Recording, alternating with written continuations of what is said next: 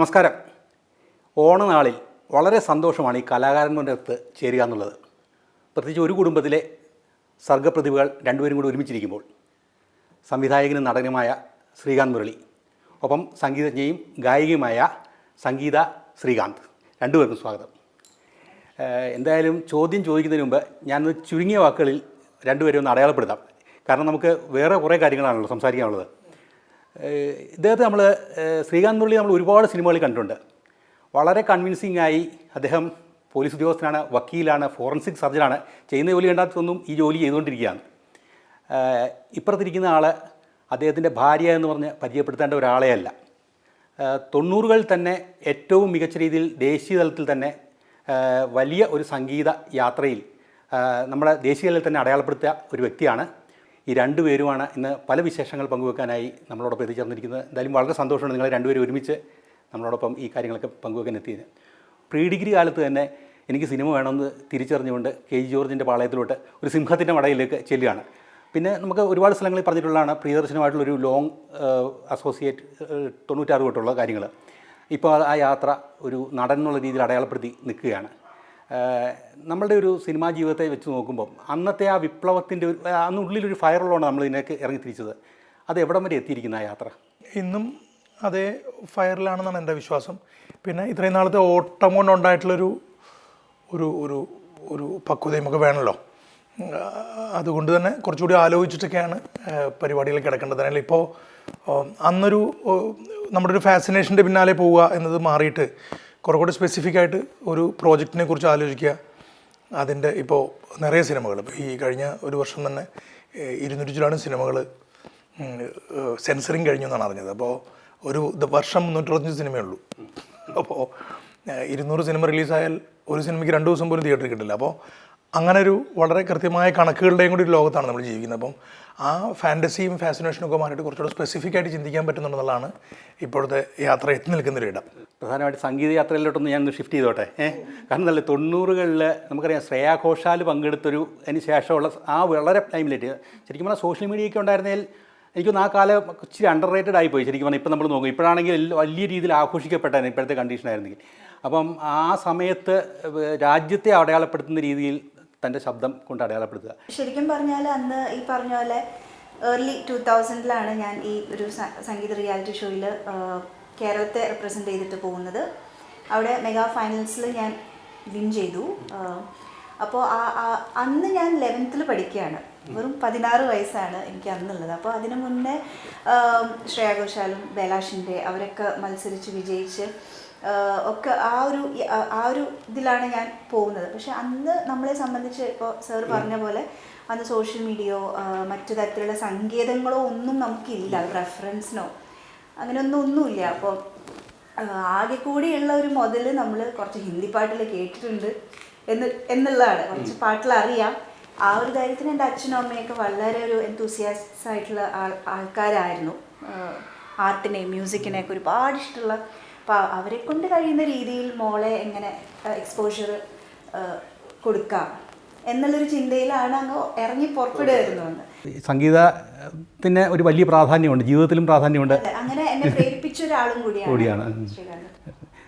വളരെ വലിയ ഡയമെൻഷൻസ്, അതായത് പ്രധാനമായിട്ട് ഒരു കള്ളിയിൽ മാത്രം ഒതുങ്ങി നിൽക്കാൻ പറ്റാത്തൊരു വ്യക്തിത്വമായിട്ട് താങ്കളെ കാണാൻ പറ്റുന്നത്. അതായത് ടെലിവിഷൻ മേഖലയിൽ പ്രധാനപ്പെട്ട ഷോകളുടെ എല്ലാം പിന്നണിയിൽ ഉണ്ടായിരുന്നു, പരസ്യചിത്രങ്ങളുടെ സംവിധാന രംഗത്തുണ്ടായിരുന്നു, സിനിമ നടൻ എന്നുള്ള രീതിയിലുണ്ട്. അതിനകത്ത് ഏറ്റവും പ്രധാനപ്പെട്ട തൻ്റെ ഫോക്കസായ സിനിമാ സംവിധാനം ഒരിടത്ത് മാറ്റിവെച്ചിരിക്കുന്നു. ഇപ്പോൾ നമുക്കെല്ലാവർക്കും അറിയാമല്ലോ, ഇപ്പോൾ ഒന്നാമത്തെ കാര്യം നമ്മുടെ ഫിംഗർ ടിപ്പിലേക്ക് എത്തി. എല്ലാവരും സിനിമാക്കാരാണ്, എല്ലാവരും ക്യാമറമാന്മാരാണ്, എല്ലാവരും ക്രിയേറ്റീവാണ്. പറയാനൊരു വിഷയമുണ്ടാവുക, അതെങ്ങനെ പറയണം എന്നുള്ളത് മാത്രമാണ് ചോദ്യം. നമുക്ക് പ്ലാറ്റ്ഫോം ഉണ്ട്.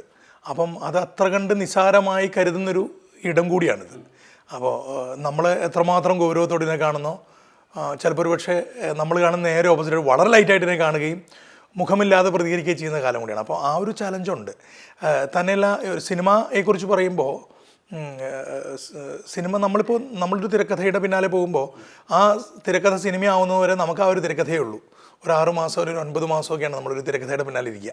മറിച്ച് ആ സിനിമ കാണേണ്ടവർ ഈ 9 മാസം കൊണ്ട് എത്രയോ സിനിമകൾ കണ്ടിട്ടുണ്ടാവും. അപ്പോൾ അതാണ് ഏറ്റവും വലിയ ചലഞ്ച്. കെമിസ്ട്രി പഠിക്കുന്നു, കൂടെ കഥകളി അതിനു മുമ്പേ ജീവിതത്തിലുണ്ട്. പിന്നീട് പരസ്യം അല്ലെങ്കിൽ സിനിമ എന്നുള്ള മേഖലയിലോട്ട് കടക്കും. സാധാരണ ഈ ആർട്ട് ഫോം ഒക്കെ പ്രാക്ടീസ് ചെയ്യുന്നവരുടെ ഐച്ഛിക വിഷയമായി സാധാരണ കാണുന്നത് നമ്മുടെ അത്തരത്തിലുള്ള സാഹിത്യാഭിരുചിയുള്ള കാര്യങ്ങളൊക്കെയാണ്. കെമിസ്ട്രി ഇഷ്ടപ്പെട്ടിട്ടില്ല, വളരെ ഇഷ്ടമായിരുന്നു കെമിസ്ട്രി. ഇപ്പം ഇത് പഠിച്ചതുകൊണ്ടുണ്ടായ ഗുണം എന്ന് പറയുന്നത് ഈ അങ്ങോട്ടും ഇങ്ങോട്ടും ആട്ടോ, അതൊരു മ്യൂച്വൽ പരിപാടിയാണ്. നമുക്ക് കഥകളിയും കെമിസ്ട്രിയും ഈ സയൻസും ഒക്കെ പഠിക്കുമ്പോൾ അതിനൊരു ഡിസിപ്ലിൻ ഉണ്ട്. സാഹിത്യത്തിൻ്റെ ഡിസിപ്ലിനേക്കാൾ അതിനൊരു ഡിസിപ്ലിൻ ഉണ്ട്. അപ്പോൾ ആ ഡിസിപ്ലിൻ എനിക്കിപ്പോഴും വളരെ ഹെൽപ്ഫുള്ളാണ്. പിന്നെ ആഫ്റ്റർ ഓൾ സിനിമ ഒരു ടെക്നിക്കാലിറ്റീസ് എന്നറിയാനുള്ളൊരു ഒരു അപ്ലൈഡ് ഫോം ഓഫ് ആർട്ടാണ്. അപ്പോൾ അതിൽ പല കാര്യങ്ങളും മനസ്സിലാക്കാനായിട്ട് സയൻസ് വല്ലാതെ സഹായിച്ചിട്ടുണ്ട്. കഥകളിയുടെ ഒരു ചിട്ടയുണ്ട്, ഏത് ആർട്ട് ഫോം ആയാലും. ഞാനെപ്പോഴും പറയാറുണ്ട്, മോനോടൊക്കെ പറയാറുണ്ട്, നമുക്ക് ജീവിതത്തിന് ചിട്ടയുണ്ടാവാൻ ഒരു താളം, ആ താള നിബദ്ധമാവൽ, അതൊരു ഡിസിപ്ലിനിലേക്ക് നമ്മളെ ഓട്ടോമാറ്റിക്കലി കൊണ്ട് എത്തിക്കും. പ്രധാനപ്പെട്ട കാര്യം വെച്ചാൽ ഇതിൻ്റെ ഒരു സാധകത്തിനുള്ളൊരു സമയമൊക്കെ ഉണ്ടല്ലോ. നമ്മൾ സ്കൂളിംഗ് ഡേയ്സിൽ നമുക്ക് രാവിലെ തന്നെ എഴുന്നേറ്റ് ഇതിൻ്റെ ചിട്ടയായ സാധകം വേണം, ഗുരു മുഖത്ത് തന്നെ വേണം, വൈകിട്ടും ഉണ്ടാവും. അപ്പോൾ അതിലൂടെ ഉണ്ടാകുന്നൊരു ഡിസിപ്ലിനുണ്ട്. പിന്നെ എനിക്ക് പേഴ്സണലി ഉണ്ടായിട്ടുള്ള ഒരു ഭാഗ്യം എന്ന് പറയുന്നത് എപ്പിക്സും ലിറ്ററേച്ചറും മ്യൂസിക്കും ഡാൻസും ചമയവും അങ്ങനെ ഒരു ആർട്ട് ഫോമിൻ്റെ, ഒരു പെർഫോമിംഗ് ആർട്ടിൻ്റെ എല്ലാ മേഖലകളും തുടർന്ന ഇത്ര കണ്ട് ഗംഭീരമായിട്ടുള്ള വേറൊരു ആർട്ട് ഫോമില്ല കഥകളി പോലെ. അപ്പോൾ ഞാൻ അതിൻ്റെ പിന്നിലിങ്ങനെ അന്തം വിട്ട് നോക്കുന്ന ഒരാളാണ് ഞാൻ. പക്ഷേ എനിക്ക് മനസ്സിലായത്, ഞാൻ പോലും അറിയാതെ എൻ്റെ ഉള്ളിലേക്ക് വന്നത് അതൊക്കെയാണ്. ഇപ്പോഴും നമുക്ക് ഒരു കഥ പറയുമ്പോഴോ ഒരു കഥ കേൾക്കുമ്പോഴോ ഒരു കഥാപാത്രത്തെ അവതരിപ്പിക്കാനായിട്ട് ക്യാമറ മുമ്പിൽ പോയി നിൽക്കുമ്പോഴോ ഡിസ്കഷൻ നടക്കുമ്പോഴൊക്കെ എനിക്ക് ഗുണമായിട്ടുള്ളത് അന്ന് കഥകളി പഠിച്ചുകൊണ്ടുണ്ടായിട്ടുള്ള അനുഭവങ്ങളാണ്. ഈ വേഴ്സറ്റാലിറ്റി തന്നെയാണോ നമ്മളെ ആകർഷിച്ചൊരു ഘടകം? അത് കണ്ടപ്പോൾ ഇത്രയും കയ്യിലുണ്ടെന്നൊക്കെ അറിയാമായിരുന്നു അന്നേ? സത്യം പറഞ്ഞാൽ ഇല്ല. കാരണം അങ്ങനെ ഒരു അറിഞ്ഞ് ഇഷ്ടം തോന്നി അങ്ങനൊരു രീതിയിലായിരുന്നില്ല. പിന്നീടാണ് അറിഞ്ഞ് വന്നതും സുഹൃത്തുക്കളായതും. ആദ്യത്തെ ഒരു ഇഷ്ടം എന്ന് പറയുന്നത് ഒരു ഫസ്റ്റ് ഇൻസ്റ്റിങ്ക്റ്റ് തന്നെയായിരുന്നു. അത് തന്നെയായിരുന്നു ഇഷ്ടം തോന്നാനുള്ള. ഇപ്പൊ ഇങ്ങനെ ചോദ്യം അതേട്ടാ ഇപ്പോഴും ആലോചിക്കുന്നത് എന്തിനാ ഇഷ്ടപ്പെട്ടത് എന്നുള്ള കാര്യമല്ലേ? ഞാനിടയ്ക്ക് ചോദിച്ചിട്ടുണ്ട്, അപ്പോഴൊന്നും മിണ്ടാണ്ടിരിക്കാറുണ്ട്. ഇതേ ചോദ്യം ചോദിക്കാറുണ്ട്. അപ്പോൾ ഉത്തരം കേൾക്കാൻ കൂടി ഞാൻ ചോദിക്കുന്നത് കുറച്ചുകൂടെ രഹസ്യമാണ്, എന്ത് കണ്ടിട്ടാണെന്നാണ് ഞാൻ ചോദിക്കാറ്. പക്ഷേ അല്ല, ഞാൻ എപ്പോഴും വിചാരിക്കാറുള്ള ഒരു കാര്യമുണ്ട്. ഇപ്പോൾ ഇത്തരത്തിലുള്ള കാര്യങ്ങളൊക്കെ നമ്മുടെ ഹൃദയത്തെ ഫോളോ ചെയ്യുക എന്നുള്ളതാണ്. അതിന് എന്തുകൊണ്ട് ഇഷ്ടം തോന്നി, അതിനൊക്കെയുള്ളൊരു കാരണം നമ്മൾ കണ്ടുപിടിക്കാൻ പോയാൽ പിന്നെ അതിന്റെ രസം പോകും. മാജിക്കിന്റെ രസം പറഞ്ഞാൽ പിന്നെ അതൊരു മാജിക്കാണ്. കാരണം അന്വേഷിക്കാതിരിക്കുക, തേടാതിരിക്കുക എന്നുള്ളതാണ് എന്നാണ് എനിക്ക് തോന്നുന്നത്. രണ്ടുപേരും കലാകാരന്മാരാകുമ്പോൾ വളരെ സെൻസിറ്റീവാണല്ലോ കലാകാരന്മാരെന്ന് പൊതുവെ പറഞ്ഞു കഴിഞ്ഞാൽ. നിങ്ങളുടെ കോമ്പിനേഷൻ അപ്പം ഈ രണ്ടുപേരുടെ സെൻസിറ്റീവ് സ്വഭാവം ഉള്ളവരാണോ അതെങ്ങനെയാണ് നിങ്ങളുടെ ഒരു കോമ്പിനേഷൻ? രണ്ടുപേരും സർഗപ്രക്രിയയുടെ രണ്ട് തീരങ്ങൾ നിൽക്കുന്ന ആൾക്കാരാണ്. അപ്പോൾ ഇത് രസമാണ് പരിപാടി. അത് ഈ പറഞ്ഞതുപോലെ വളരെ പേഴ്സണലാണല്ലോ അതൊക്കെ. എല്ലാ ഫാമിലിയിലുള്ള പോലെ തന്നെ അഭിപ്രായ വ്യത്യാസങ്ങളൊക്കെ ഉണ്ട്. പക്ഷേ ഞങ്ങളതിനെ കാണാറ് സംഗീതയുടെ അഭിപ്രായം തന്നെയാണെന്നുള്ളതുകൊണ്ടാണ് ഞാൻ പറയുന്നത്. ഇതിനൊരു ഷെയറിങ് എന്ന് പറഞ്ഞാൽ ഈ സ്പേസ് എന്ന സാധനമൊക്കെ ഇല്ലേ, അതിനെക്കുറിച്ചൊക്കെ ഞങ്ങളിപ്പോൾ ഈ പറയുന്ന ഡിസ്കഷൻസൊക്കെ ഇപ്പോൾ ഈ സമയത്ത് ഇപ്പം എല്ലാവരും ക്ലാസ് എടുക്കുന്ന അവസ്ഥയിലേക്കാണ്. ഇപ്പം മൊബൈൽ തുറന്നാൽ നമ്മൾ ഏതെങ്കിലും ഒരു കഥ അതുപോലെ കേട്ടാൽ പിന്നെ കംപ്ലീറ്റ്. അപ്പോൾ അതിനൊക്കെ മുമ്പൊക്കെ തന്നെ നമ്മൾ ഇതിനൊരു ഷെയറിങ്ങിനെ കുറിച്ചൊക്കെ നമുക്ക് അങ്ങോട്ടും ഇങ്ങോട്ടും ഡിസ്കസ് ചെയ്യാതെ തന്നെ ഒരു ധാരണയിലേക്ക് നമ്മൾ എത്തിയിരുന്നു. അതിനർത്ഥം അത്ര എല്ലാം അങ്ങോട്ട് പരസ്പരം അഭിപ്രായ വ്യത്യാസം കോൺഫ്ലിക്ട്സ് ഒക്കെ ഉണ്ടാവാറുണ്ട്. നമ്മളതിനെ തീർക്കുന്നത് മ്യൂസിക്, ഇപ്പോൾ സംഗീതം ഒരു പാട്ട് പാടും, ഞാനേതെങ്കിലും കഥ പറയും, മോനുണ്ട് അവൻ നമ്മളെക്കാളും അപ്ഡേറ്റഡ് ആണ് ഈ കാര്യങ്ങളിൽ. അപ്പോൾ അവനോട് ഡിസ്കസ് ചെയ്യും, അല്ലെങ്കിൽ അവനിടയ്ക്ക് ഞങ്ങളുടെ ഇടയ്ക്ക് വന്ന് വീണ് വേറെ ഏതെങ്കിലും കാര്യങ്ങൾ പറയും. അങ്ങനെയാണ് ഇത് പോയിക്കൊണ്ടിരിക്കുന്നത്. സിനിമയിൽ അഭിനയിക്കുന്ന വേഷങ്ങൾ നടൻ എന്നുള്ള രീതിയിലാണ് നമ്മളിപ്പം എന്തൊക്കെയായാലും കൂടുതൽ മലയാളികൾക്ക് തങ്ങളെ പരിചയം. ചെയ്യുന്ന വേഷങ്ങളിലെ ചില മൈന്യൂട്ടായിട്ടുള്ള ചില കാര്യങ്ങൾ ശ്രദ്ധിക്കുന്നുണ്ടാകും. ആ ജോലി ചെയ്ത് ശീലമുള്ള ഒരാളെ പോലാണ് പലപ്പോഴും ബിഹേവ് ചെയ്യുന്നത്. അങ്ങനെയാണ് എനിക്ക് തോന്നുന്നു ടൈപ്പ് കാസ്റ്റ് തന്നെ ആകാനുള്ള സാധ്യത പോലും തുറന്നു വരുന്നത് പലപ്പോഴും അങ്ങനെയാണ്. പ്രത്യേകിച്ച് ഏറ്റവും കൂടുതൽ ചെയ്ത വക്കീൽ വേഷങ്ങൾ, ഇപ്പോൾ ഫോറൻസിക് മറ്റേ ഇതിനകത്തൊക്കെ രേഖാചിത്രത്തിനകത്തൊക്കെ അങ്ങോട്ട് ഞാൻ വർഷങ്ങളായിട്ട് ഈ ജോലി ചെയ്ത രീതിയിലാണ് അഭിനയിക്കുന്നതൊക്കെ. അപ്പോൾ പൊതുവായിട്ട് പറഞ്ഞാൽ എനിക്ക് ഒരു ക്യാരക്ടർ കിട്ടുന്നത് ഇന്ന ക്യാരക്ടർ നിങ്ങൾ ചെയ്താൽ നന്നാവും എന്ന ഒരു തീരുമാനം നേരത്തെ എടുത്തതിന് ശേഷമാണ്. ഞാനത് എല്ലായിടത്തും അങ്ങനെയാണ് എനിക്ക് മനസ്സിലായിട്ടുള്ളത്. പലവരും ഞാൻ പറഞ്ഞിട്ടുള്ളതാണ്. ഈ സംവിധായകനും എഴുത്തുകാരനും ഒക്കെ ഇത് ശ്രീകാന്ത് മുരളി ചെയ്യണം തീരുമാനിക്കുന്നിടത്ത് തന്നെ എൻ്റെ ജോലി പകുതി കഴിഞ്ഞു. അപ്പോൾ നമ്മളതിന് വിളിക്കുന്നത് അതിനാണ്. പിന്നെ തീർച്ചയായിട്ടും ആ ക്യാരക്ടറിനെ കുറിച്ച് കൃത്യമായിട്ടുള്ളൊരു ബ്രീഫ് ഞാൻ വാങ്ങാറുണ്ട്. പിന്നെ എനിക്ക് പറ്റുന്ന രീതിയിലൊക്കെ ഞാൻ റിസർച്ചസ് ചെയ്യാറുണ്ട്. ഡോക്ടേഴ്സ് കമ്മ്യൂണിറ്റി ആയിട്ട് എനിക്ക് വളരെ അടുത്ത ബന്ധമുണ്ട്. അപ്പോൾ ഞാൻ ഫോറൻസിക് സർജൻസായിട്ടും മറ്റ് ഡോക്ടേഴ്സായിട്ടും ഡോക്ടർ ഹനീഷ്, പിന്നെ എൻ്റെ അമ്മാവൻ സച്ചി അമ്മാവൻ, ശ്രീനിവാസൻ അമ്മാവൻ, സംഗീത അമ്മാവന്മാരാണ്. അവരൊക്കെ എറണാകുളത്തെ കേരളത്തിലെ തന്നെ ഏറ്റവും പ്രഗത്ഭനായിട്ടുള്ള ഡോക്ടേഴ്സാണ്. ഒരാൾ പീഡിയാട്രീഷ്യനാണ്, മറ്റേ ജനറൽ ഫിസിഷ്യനാണ്. ഹനീഷ് എൻ്റെ അനിയനെ പോലെയാണ്. ഹനീഷ് എറണാകുളത്തെ ഡോക്ടർ കമ്മ്യൂണിറ്റി എല്ലാവർക്കും അറിയാവുന്ന ആളാണ് ഹനീഷ്. അപ്പോൾ അവരോടൊക്കെ ഞാൻ പെട്ടെന്ന് അനസ്തേഷ്യ നോക്കുമ്പം അൻവറെ വിളിക്കും, എന്തൊക്കെയാണ് പരിപാടികളോട് നടക്കുന്നത് എന്ന് മനസ്സിലാക്കാറുണ്ട്. പിന്നെ സംവിധായകരെ ഞാൻ മനസ്സിലാക്കാറുണ്ട്, അവരെങ്ങനെയാണ് ഇതിനെ കാണുന്നതെന്ന്. എനിക്ക് പ്രിയദർശൻ സാറിൻ്റെ കൂട്ടത്തിലൊക്കെ വർക്ക് ചെയ്തപ്പോൾ എനിക്ക് കിട്ടിയൊരു ഗുണം എന്താ വെച്ചാൽ, അവരുടെ ഒരു അപ്രോച്ച് ഉണ്ടല്ലോ, ഒരു തിരക്കഥ വായിക്കുന്നതും അവരതിനെ എങ്ങനെ കണ്ടു എന്നുള്ളതും രണ്ടും മനസ്സിലാക്കാൻ ശ്രമിക്കാറുണ്ട്.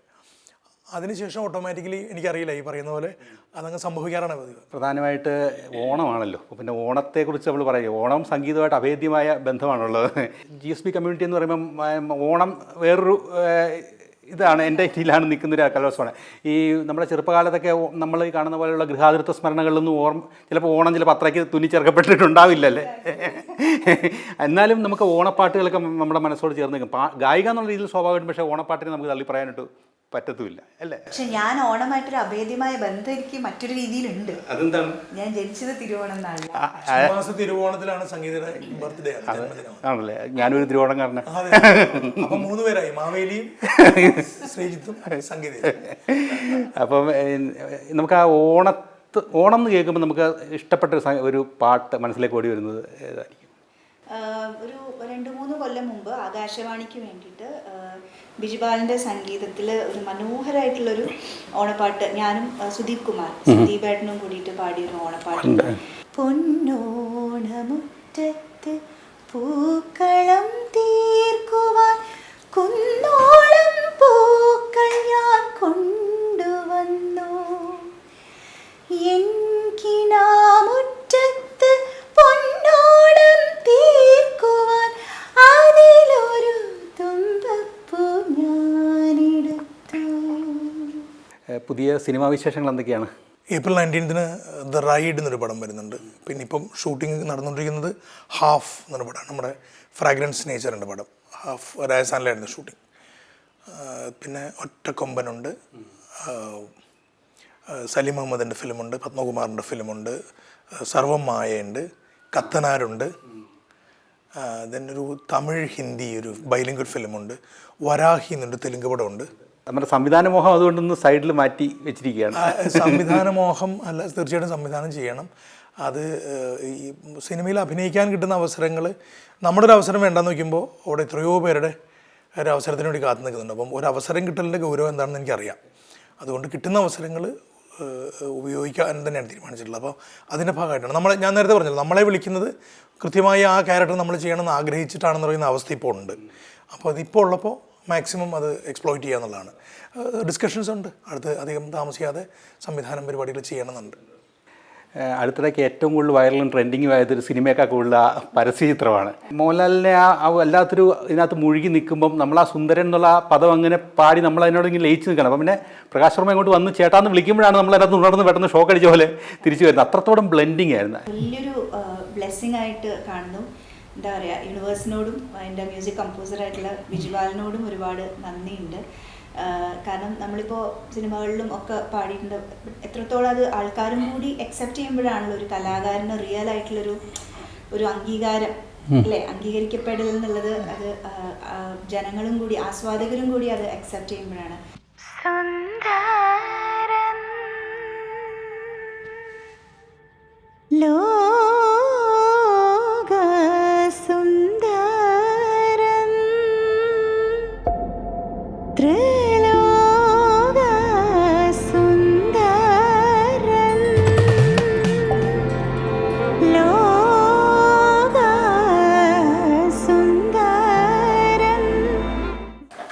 അതിനോട് ചേർന്ന് നിൽക്കുന്ന നമ്മുടെ പദം സ്വാതി തിരുനാളിൻ്റെ വളരെ പോപ്പുലർ ആയിട്ടുള്ള അളിവേണി എന്ത് ചെയ്യൂ എന്ന് പറയുന്ന പദമാണ്. അത് ഏറ്റവും ആപ്റ്റായിട്ടുള്ള ഒരു, അതിൻ്റെ വരികളൊക്കെ എടുത്താൽ നമുക്കറിയാം ആ കോൺസെപ്റ്റിനോട് വളരെ ആപ്റ്റായിട്ട് നിൽക്കുന്ന ഒരു പദവും കൂടിയാണത്.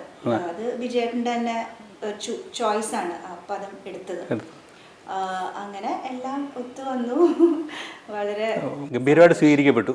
എൻ്റെ സന്തോഷം പൂനിലാമഴ നനയുമെന്ന ലാൽ സാറിൻ്റെ ഒരു സിനിമയിലാണ് സംഗീതം ആദ്യം പാടി സിനിമയിലെ കരിയറിൽ ആരംഭിക്കുന്നത്, സിനിമ എന്ന് ആരംഭിക്കുന്നത്. പക്ഷെ ആ പാട്ട് സിനിമയിൽ വന്നില്ല. പിന്നീട് സംഗീതയ്ക്ക് ഇത്ര കണ്ട് പോപ്പുലാരിറ്റി കിട്ടിയത് ലാൽ സാറിന് വേണ്ടി തന്നെ പാടിയിട്ടാണെന്നുള്ളതാണ് എൻ്റെ ഒരു സന്തോഷം. നിങ്ങളെ രണ്ടുപേരും കൂടെ ബന്ധിപ്പിക്കുന്ന ഒരു മേഖല കൂടിയാണ് ആഡ്. ഒരാൾ ജിങ്കിള് പാടാൻ വിദഗ്ധയാണ്, മറ്റൊരാൾ ഒരു 1.5 മിനിറ്റിനുള്ളിൽ അല്ലെങ്കിൽ 60 സെക്കൻഡ് കൊണ്ട് കഥ പറയാൻ ചിന്തിക്കുന്ന ഒരാളാണ്. എൻ്റെ ഞാൻ സംഗീതയും ഞാനും ഒരുമിച്ച് പരിചയപ്പെട്ടതിന് ശേഷം, അല്ലെങ്കിൽ ഞങ്ങൾ ചേർന്നതിന് ശേഷം ഉള്ള എല്ലാ പ്രോജക്റ്റുകളിലും സംഗീത ശബ്ദം ഉണ്ടാവാറുണ്ട്, ഡബ് ചെയ്യാറുണ്ട്, സംഗീത വോയിസ് ഉണ്ടാവാറുണ്ട്. നമുക്ക് മലയാളികൾ ആരാണ് പിന്നണിയിൽ നിന്ന് അറിയത്തില്ല. നമ്മളൊന്ന് പെട്ടെന്ന് പറയുകയാണെങ്കിൽ നമുക്ക് എല്ലാറ്റിലും ഡബ്ബിങ് ഉണ്ടാവാറുണ്ട്, അല്ലെങ്കിൽ ജിംഗിൾസ് പാടുന്നത് ഹമ്മിങ് വോയിസ് സംഗീതരെയാണ്. ഏതെങ്കിലും രീതിയിൽ അതിൽ ഉണ്ടാവാറുണ്ട്. ഒന്നിൽ പോലും സംഗീതം ഒഴിവായിട്ടില്ല. അതുകൊണ്ട് ഒരു more than 200 കൊമേഴ്ഷ്യൽസ് ഞാൻ ചെയ്തിട്ടുണ്ട്. അതെല്ലാം സംഗീതം. അടിമുടി ദിവസം തോറും മാറിക്കൊണ്ടിരിക്കുന്ന മേഖലയിലാണ് കഴിഞ്ഞ 10-30 കൊല്ലമായിട്ട് താങ്കൾ വർക്ക് ചെയ്യുന്നത്. അപ്പോൾ ദിവസം അപ്ഡേറ്റ് ചെയ്തുകൊണ്ടിരിക്കണം. പുതിയ യങ്ങർ ജനറേഷനോട് ഫൈറ്റ് ചെയ്ത് മാത്രമേ നമുക്ക് മുന്നോട്ട് പോകാൻ പറ്റത്തുള്ളൂ. എങ്ങനെയാണ് നമ്മുടെ ഒരു അപ്ഡേഷൻ ലെവൽ, എന്തൊക്കെ കാര്യങ്ങളാണ് കൂടുതൽ ശ്രദ്ധിക്കാറുള്ളത്? പ്രത്യേകിച്ച് ഞാൻ ചോദിക്കാൻ കാരണം ഹോമിലെ ക്യാരക്ടർ ഏറ്റവും ഈ അങ്കിൾ വൈബും അച്ഛൻ വൈബൊക്കെ തന്ത വൈബൊക്കെ നടന്നുകൊണ്ടിരിക്കുകയല്ലോ ഇവിടെ. അപ്പോൾ അങ്ങനെ ഒരു പ്രയോഗം ഉണ്ടാകുന്നതിൻ്റെ കാരണം നമ്മളെപ്പോഴും ഈ പാസ്റ്റിനെ കുറിച്ച് പറയാനും അത് പറഞ്ഞ് ഊറ്റം കൊള്ളാനുമാണ് പലപ്പോഴും നമ്മൾ ഒരു പ്രായം കഴിഞ്ഞാൽ ശ്രമിക്കുക. നമുക്ക് ആ കുഴപ്പമുണ്ട്. അപ്പോൾ ഇപ്പോൾ പുതിയ കുട്ടികളോട് ഒപ്പം ഇരിക്കുമ്പോൾ, എൻ്റെ മോൻ്റെ അടുത്തൊക്കെ ഇരിക്കുമ്പോൾ നമ്മുടെ ആ ഒരു വൈബങ്ങ് മാറി അവരെപ്പോഴും ഫ്യൂച്ചറിനെ കുറിച്ചാണ് സംസാരിക്കുക.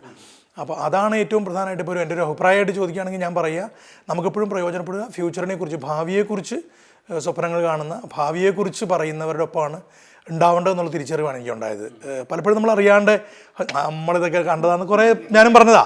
പക്ഷേ പിന്നീടാണ് മനസ്സിലാവുന്നത് ഇതങ്ങനെയല്ല, അങ്ങോട്ട് കുറേയേറെ കാര്യങ്ങൾ നമ്മൾ അറിയേണ്ടതുണ്ട്. അപ്പം ഫ്യൂച്ചറിസ്റ്റിക്കായിട്ട് ചിന്തിക്കാൻ ഏതൊക്കെ സ്പേസ് കിട്ടുന്നു അതൊക്കെ ഏറ്റവും ഭംഗിയായിട്ട് ഉപയോഗിക്കുക എന്നുള്ളത്. നമ്മുടെ മുമ്പിൽ ഇതൊക്കെ ഉണ്ട്. ഞാൻ അതിന് ഏറ്റവും ഷോർട്ട് കട്ടായിട്ട് യൂസ് ചെയ്യുന്ന മോനെ തന്നെയാണ്. അവൻ എന്നും പറ്റുമെങ്കിൽ ഇന്നൊരു 1 മണിക്കൂർ അവന് പഠിക്കാനുണ്ടെങ്കിൽ പോലും ഞാൻ അവൻ്റെ ഒരു സെഷൻ ഇരിക്കും. ചെറിയ പ്രായത്തിൽ തന്നെ ഉത്തരേന്ത്യയിലൊക്കെ യാത്ര ചെയ്തു. ഹിന്ദി സ്വന്തം ഭാഷയല്ലാഞ്ഞിട്ട് കൂടി അവിടെയൊക്കെ പെർഫോം ചെയ്യാനും ഒക്കെ സാധിച്ചു. അവരിൽ നിന്ന് കുറേ നമുക്കൊരു അനുഭവ പരിചയം ഒക്കെ ഉണ്ടായിട്ടുണ്ട്. പക്ഷേ എന്നിരുന്നാൽ തന്നെയും നമുക്ക് കുറേ കൂടി ഇൻപുട്സ് ഈ മേഖലയിൽ ചെയ്യാൻ കഴിയുമായിരുന്നു. കുറേ കൂടി നമുക്കൊരു സാധ്യതകളെ ഉപയോഗിക്കാൻ കഴിഞ്ഞില്ലെന്നെല്ലാം തോന്നിയിട്ടുണ്ടോ? ഇല്ല, തോന്നുന്നു. കാരണം നമ്മൾ അർഹിക്കുന്നത് കറക്റ്റ് സമയത്ത് തന്നെ നമ്മളെ തേടി വന്നിട്ടുണ്ട്, ഇപ്പോഴും വരുന്നുണ്ട് എന്ന് തന്നെയാണ് ഞാൻ വിശ്വസിക്കുന്നത്. അങ്ങനെ എനിക്ക് അങ്ങനെ അർഹിക്കുന്ന കിട്ടിയിട്ടില്ല, അങ്ങനെയൊന്നും ചിന്തിക്കുന്ന, അങ്ങനെ എൻ്റെ ചിന്ത പോവാറില്ല. കുറെ കൂടെ നമുക്ക് അർഹിക്കുന്ന അംഗീകാരങ്ങൾ ഉൾപ്പെടെയുള്ള കാര്യങ്ങളിലൊക്കെ തന്നെ കടന്നു വരേണ്ട ഒരു സാഹചര്യം ഉണ്ടായിട്ടുണ്ട്. അതുകൊണ്ട് ചോദിച്ചതാണ്. ഇല്ല, ഞാനെപ്പോഴും വിശ്വസിക്കുന്ന ഒരു കാര്യം, നമ്മുടെ കല, നമ്മുടെ ഇതുണ്ടല്ലോ, ക്രിയേഷൻ, അല്ലെങ്കിൽ നമ്മുടെ പാട്ടുകൾ, അതാണ് നമ്മുടെ ഐഡന്റിറ്റി. ആ പാട്ടൊന്നുകൂടെ കേൾക്കാൻ പറ്റുമോ? നമ്മുടെ ടൈമിലെ പാട്ടിന്റെ വരികൾ ഓർമ്മയുണ്ടോ? ഒരു രാപ്പു പുല്ലുപായിൽ നീ വരദംഗ തമ്പുരു വരൂ, ശിവഗംഗാ തീർത്ഥം തേടുവാൻ. ഒരു പാവം വൈകയായി ഞാൻ പ്രണയത്തിൻ ചന്ദനം തരാം, തിരുനെറ്റിക്കണ്ണേ കൺമണി. മഴനൂലുകളിൽ മുല്ലമൊട്ടുമണികൾ മനസ്സോടൊരു മന്ത്രം മൊഴിഞ്ഞു. നിന്നെ ഞാൻ അറിയും പോലെ, നിന്നിൽ ഞാൻ അലിയും പോലെ, കുരുന്നീളം പൂക്കൾ പറന്നു. ഈ വൈഗ എന്നുള്ള പേര് പോലും പോപ്പുലറായ ശരിക്കും പറഞ്ഞാൽ അതിനുശേഷം ധാരാളം വൈഗമാർ ഉണ്ടായിട്ടുണ്ട്. എനിക്ക് സംഗീത പറഞ്ഞ അഭിപ്രായത്തോട് ഇപ്പോൾ സംഗീത സിംഗർ എന്നുള്ളത് സംഗീതത്തെക്കുറിച്ച് പറയുകയാണ്. മറിച്ച് ശ്രീജിത്ത് പറഞ്ഞ അഭിപ്രായം തന്നെ എനിക്കുള്ളത്. കിട്ടേണ്ട ഇടങ്ങളിലെ അംഗീകാരത്തെക്കുറിച്ച് നമ്മൾ പറയുമ്പോൾ വേറെ ഒത്തിരി ഫാക്ടേഴ്സ് ഉണ്ട്. മാർക്കറ്റിങ്ങിനെ കുറിച്ചും നമ്മളുടെ സെൽഫ് പ്രൊമോഷനെ കുറിച്ചൊക്കെ നമ്മൾ കുറേ കൂടി കൺസേൺഡ് ആവണം. നമ്മളിങ്ങനെ വിളിച്ചു കൂവേണ്ട ഒരു കാലമാണിത്. ആ വിളിച്ചു കൂവലിൽ സംഗീത വളരെ പുറകോട്ടാണ്. അങ്ങനെ വലിയ പരിപാടികളൊന്നും ഇല്ലാത്ത ധാരാളം ആൾക്കാർ അതിഗംഭീരമായിട്ട് വിളയാടുന്നൊരു ലോകത്താണ് നമ്മളുള്ളത്. നമുക്ക് എത്രമാത്രം ഭംഗിയായി ഈ പറയുന്ന നമ്മുടെ സ്വത്വം എന്ന് പറയുന്നൊരു സംഗതിയുണ്ട്. അത് നമുക്ക് അതിബോധ്യപ്പെടുന്ന രീതിയിൽ ചെയ്യുക തന്നെ വേണമെന്നാണ് എൻ്റെ ഒരു അഭിപ്രായം. അതിനെക്കുറിച്ച് ഞാൻ അഭിപ്രായം പറയാറുണ്ട്. കൊങ്ങിണി പഠിച്ചു ഇതിനിടയ്ക്ക്? എനിക്ക് വളരെ കുറച്ചൊക്കെ മനസ്സിലാവും എന്നുള്ളതേ ഉള്ളൂ.